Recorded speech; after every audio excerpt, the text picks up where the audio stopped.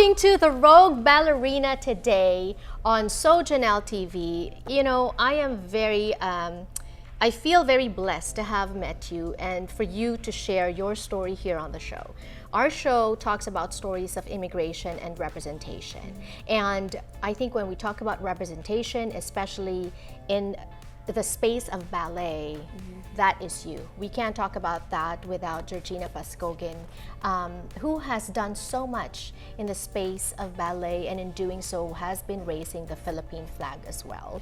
Thank you, Georgina. Earlier you talked about the sacrifices that your parents, your family have had to make in the pursuit of your career. Yeah. But I know that it was also tough on you because you were the one in there and you were the one battling obstacles head on to get to the top. You know, looking back on your career, and I'm sure it's here, what would be the top 3 maybe obstacles that you've had to, the most difficult, the most painful, what would it be? I think in the pursuit specifically of a ballet career, it's not comparing, and I think this is also advice that can be taken, you know, broad spectrum, and you can't compare your own trajectory to others. And being a woman of color in the space that where even this shade was too dark. Oh! Even that shade did not match what the predominant hue was on stage. That is it about talent? Is it not about talent? See, you know what, I find that, yeah, I've always found that really infuriating, because it's not something that you can work on. The way you look is the way you look. If it's talent, you can hone it, you can practice. If it's something else that you cannot change, right, that's your core of being you. Yeah. Right? So it's learning to be comfortable in your own path and your own pace. I spent 10 years in the corps de ballet of the New York City Ballet, and I know there are many of my colleagues who have had a faster trajectory to soloist and to principal. I wouldn't give back any of those years in the corps. They made me, first of all, the corps de ballet of New York City Ballet they are the unsung heroes. They carry the ballet day in, day out, and having been on both sides, having been, you know, part of the group, and then also being able to step out from the group and being able to shine on my own, both have their upsides. But truly, some of my best memories on stage have happened in the corps, and lifelong friendships that you share just being in the trenches of what it's like to be in arguably the best ballet company in the world. Like New York City Ballet has taught me so much about myself, but at the same time it's presented challenges as to like who am I, and also being lessons in code switching into spaces. Knowing that the way I interact with my friends and family outside was not the same way that I would interact with my friends and family at the ballet.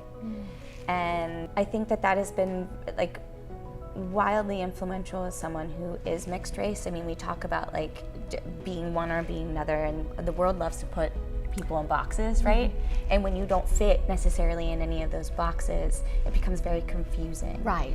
And so I think that was a big challenge to, like, you know, I think people just tend to want to do that, and I don't fit into any of. Yes, I am a classical ballerina. Yes, I also, you know, can do other forms and styles. Yes, I also love Broadway, and I sing and I act, and I don't think you have to choose. I think you can, for me it's always been a yes and. A yes and. I think that the third challenge is just, you know, the institution of ballet has been around for what, 400 years? And understanding, I think for me, and why I founded Final Bow for Yellowface, to talk about and get people to sign on to literally just a pledge that says, I love ballet, and in order for it to survive well into the future, we need to stop the use of outdated and offensive portrayals of Asian heritage on our stages. You know, for the longest time we were still using Yellowface on our opera and dance stages, and through this pledge we were able to consolidate discussions that were already happening. And then all of a sudden it was an $11 website, and my partner in change, Phil Chan, doing grassroots outreach And fast forward, 6, 7 years now, we are a globally recognized initiative. We've been initiated into the Kennedy Center Next 50 cohort for leaders and change makers in the arts. Even Paris Opera Ballet cited Final Bow's work as a deciding factor for them to eliminate the use of blackface and yellowface on their stages. And I think it's a challenge to make change. Change is always a challenge. But I think one of the biggest lessons I've learned is that it's the smallest acts that have the biggest impact. I'm proud that I'm able to do what I love for a living. That's just like my expectations were I just wanted to do what I love. And I'm so happy to be able to continue to do that. I'm so happy to have now the agency and the autonomy to give my energy and my life force to projects like Here Lies Love. And whatever my next dancing is, to stretch that muscle in a way, to tell stories. I think I'm inherently a storyteller. Right. And so that will continue on. I'm compelled to share this part of my being with the world, and through any means possible, I think it's just gonna come out of my pores.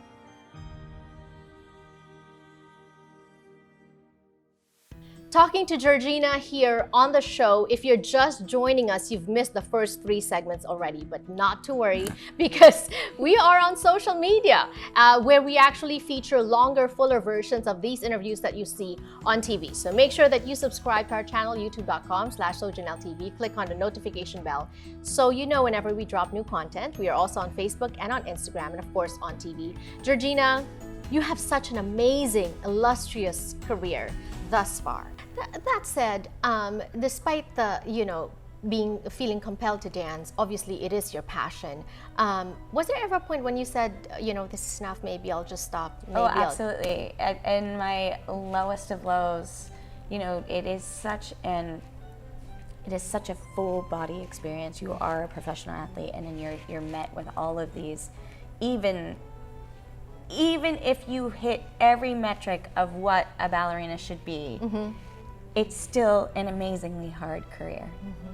And there are moments where you're just like, and it's also just such a personal mind game to be out there as a soloist, to be able to share. And some days that you're like, for me, my lowest was when I was feeling like I wasn't making a difference. And then no matter how hard I was trying to use my voice was not being heard.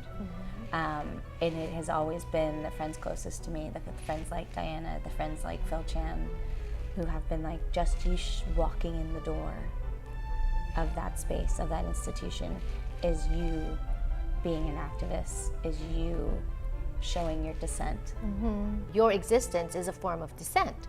It's a paradox because, ballet is such a conformist space. You have to conform to how a ballerina looks like, the posture, even the body, the physicality, the hair, you said earlier, the complexion, and you have just defied all that. You have earned your moniker as the Rogue Ballerina, and you danced your way until the very last dance last May with the New York City Ballet.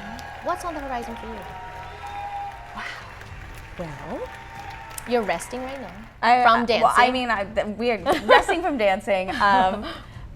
Producing is a full-time job, and so I am very much interested in continuing these conversations and continuing to spread the word about this amazing show, this amazing collaboration, this partnership between creatives, the entire team of Here Lies Love.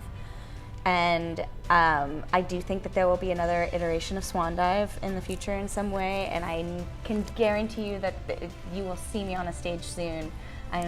And I will keep you updated as to that coming soon. Right. Here you are, producer of Here Lies Love, author of Swan Dive, New York City Ballet soloist, formerly dancer, activist.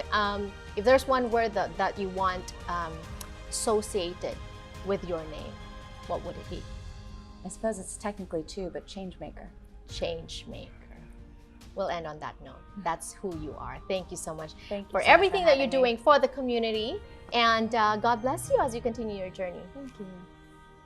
Thank you so much for joining us. I hope you found our conversation inspiring, encouraging, enlightening with Georgina Pazcoguin. If you want more content, more stories of immigration and representation, do catch us online, youtube.com/SoJannelleTV, as well as on Facebook and Instagram. We are available on demand on I1TFC, as well as on TV, the Filipino channel on Sundays, ANC on Saturdays, and KNET 25.1 on Mondays in Southern California. So I'll see you all again next week. Same time, same channel. I'm your host, Janelle So, and this has been So Janelle.